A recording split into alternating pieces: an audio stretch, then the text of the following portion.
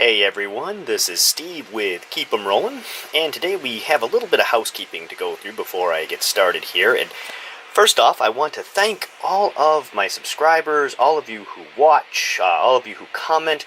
I really appreciate you. And with that being said, that brings me to number 2, and that is I haven't been doing my due diligence with my channel. Now, I could sit here and make up excuses all day long, but there really is no excuse. So I am going to commit to all of you to try and get a video out at least once every 2 weeks, if not more. And they may not be very long, but we're still going to try and get into the habit of having a video at least every 2 weeks. And the goal is to release it on the weekend. That way you have a chance to kind of sit back and enjoy and comment and so forth and so on. That brings me to number 3. Number 3 is the giveaway. I said when I hit 50 subscribers I was going to do a giveaway, and it took a bit to get there, but I am there. So I am in the process of pulling that together right now, and hopefully in the next video, or at the very latest the following, we will have the giveaway laid out and we will make it happen. So, with housekeeping out of the way, I haven't been finding a whole lot. Things have been rather dry. I go through these peaks and valleys, as I'm sure all of you do, where you just find tons of stuff and then go through times where you just don't find anything. And in my area, what I've noticed is some of the shops that I go to, they usually have, quality militaria for reasonable prices, and it's flipped. They have kind of poor militaria for very high prices. So I'm hoping things will change again. But regardless of that, I pulled a couple things out of the collection to show you. A couple items I've had for a while, and then a couple I've just gotten. So this right here is something I've had for a little over a year. I found this at a military reenactment. They had some vendors set up with tables, and they had some nice things for sale. One gentleman had a big box of paper items, and as I dug through the paper items, I got to the very bottom, and I found this. This is called let's flip the cover here, it's called Indiana's Gift to the Battleship Indiana. And if you read the start right here, it just says, the story of the subscription for the purpose of presenting a silver service and library to the Battleship Indiana is one that reflects great credit on the people of the Commonwealth, so forth and so on. Basically, what happened was the Navy announced in 1890 that they were going to name their newest battleship BB-1 after the state of Indiana. They're going to call it the Indiana. And the people of Indiana decided they were going to take that and they were going to do something real nice. They were going to buy a silver set and a library for the ship. So they raised money, and this book is about how they raised the money and then what they ended up presenting. So this is really cool. But this wasn't the coolest part of this. I mean, it's a great little book, a little dry in reading, but it's interesting to see what they presented. However, give me 1 second to close this and get this out of the way. Accompanying this was this picture right here. And what you have down here at the bottom, and you can see it's a little rough around the edges, but the image itself is untouched, and that's important. When we come down here, you can see it says Crew USS Indiana. What we have here is we have a picture of the crew, not the officers, but the crew of BB-1, the Battleship Indiana. Now, the battleship was commissioned on November 20th, 1895, and I'm not going to go into all what the battleship did. It was the first, quote, modern battleship in the United States Navy, and it participated in the Spanish-American War, and it also participated in World War I. So if you want to learn more, go online, Google Battleship Indiana BB-1, because there were more Indianas after this one. But this picture, you can see how large it is. I'll kind of show you my hand here. That gives you, it is a good size photo. And when you zoom in, what I thought was so fantastic is look at the clarity. My camera's even picking up the faces here of the men. These gentlemen up here waving signal flags. In here, let's see if I can find them, you have, right here, you have a Marine from the Marine contingent, you have the buglers, and then as you come down through this picture, it's almost as if you could climb into this picture. It is so clear. There's more Marines back here with the white belt, and you come down here to the front row, as you go across, you start to see the mascots of the ship. You got a puppy right there in this sailor's lap. You come across, look at, there's the ship's goat. He has some sort of falcon or bird on his shoulder.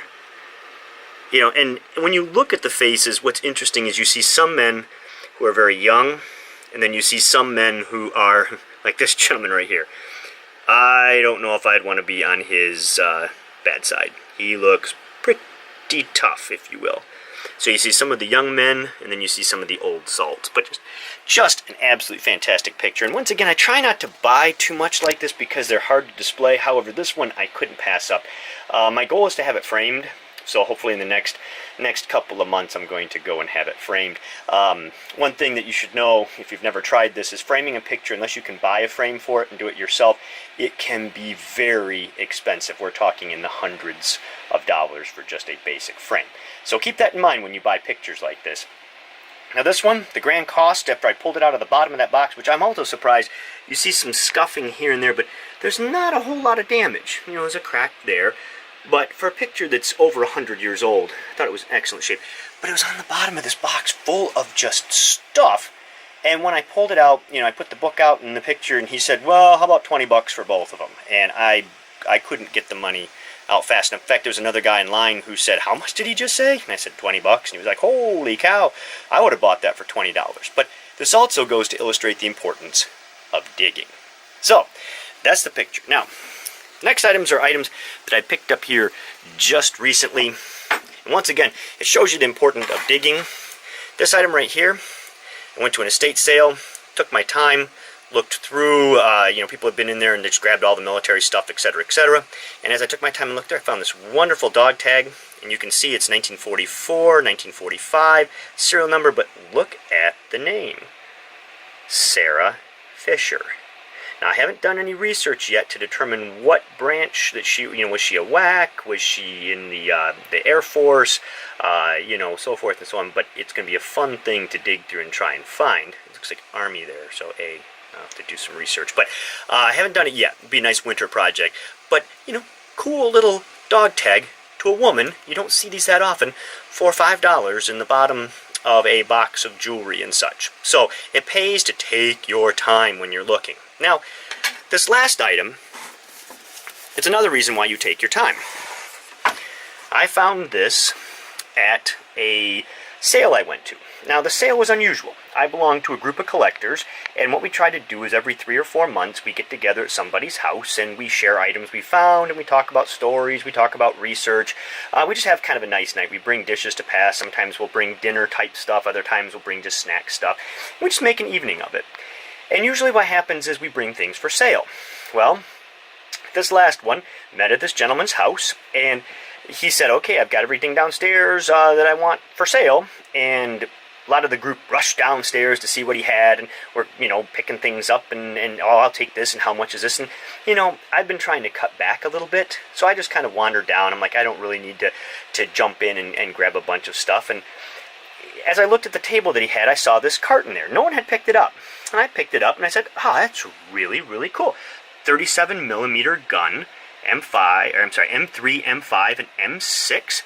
Completed round drill cartridge, lot 741, packed November 1942. And I'm like, that's cool. I mean, how often do you see these cardboard containers for dummy shells? You know, I mean, they were just thrown away. The shells are kind of cool. You bring them home, you put them on the shelf, and yeah, they're neat. But these cardboard tubes, they were just scrapped garbage, basically. And I said to him, without picking it up, I said, that's really cool. I said, how much do you want on the cardboard, you know, on this? And he said, I want $25 for it. And I'm like, I mean, it's cool, and I love it, but 25, And he goes, well, you didn't open it. And I said, well, no. And he goes, well, open it up.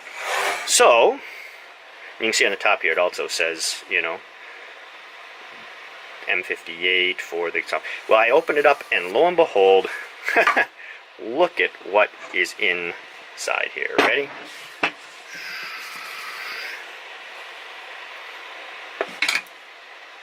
Isn't that fantastic? It's a little worn, but it's the actual dummy shell. And if you look here, it's got the date on it. Drill cartridge, M3A. It says 1942 on here. Yeah, it's somewhere. And then it has this large hole through it. And this gentleman, he collects ammunition. And I asked him why he was selling it, and he said, well, I'm selling it because I don't like the hole in it. I want to find one that's intact. Now, you know why the hole is there.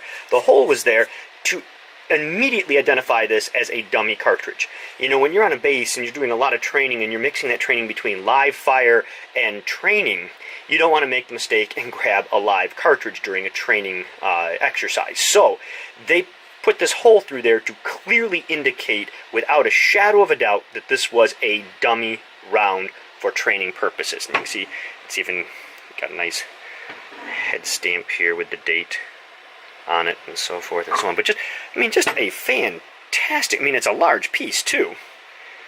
Just a fantastic piece with the cardboard tube for $25.